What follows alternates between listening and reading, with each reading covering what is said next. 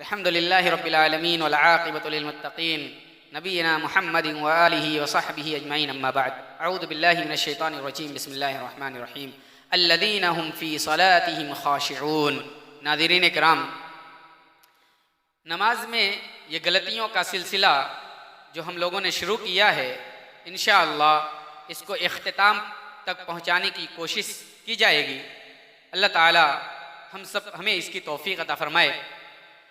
नमाज में जो गलती हमसे होती है, उन गलतियों में से एक गलती ये भी है कि जब हम सफ़ बंदी करते हैं तो सफ़ बंदी में करते वक्त हम या तो अपने पैर को बहुत ज़्यादा फैला लेते हैं या अपने पैर को बहुत ज़्यादा सिकोड़ लेते हैं, जिससे दाएं बाएं खड़े होने वाले नमाजियों को दिक्कत होती है, उनको दिक्कत का सामना करना पड़ता है।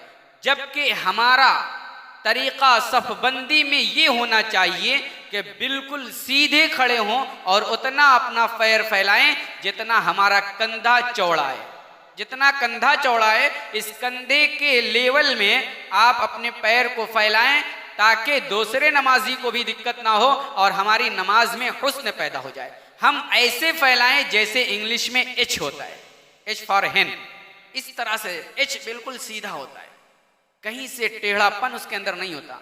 हम ऐसे ही अपनी नमाज में सफ़ बंदी करें और बहुत ज़्यादा फैला करके एक ही शक्ल इख्तियार ना करें या बहुत ज़्यादा सिकोड़ और समेट करके वी का शेप इख्तियार ना करें।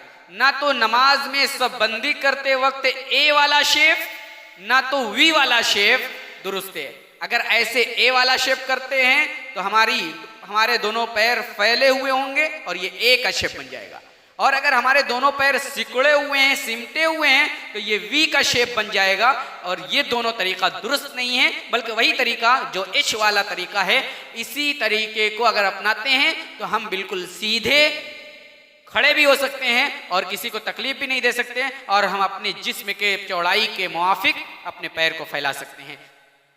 इसीलिए नबी करीम सल्लल्लाहु अलैहि वसल्लम ने फरमाया, सुद्दुल खलल, जो नमाज में गैपिंग और स्पेस है उसको पूरा करो, उसको ख़त्म करो।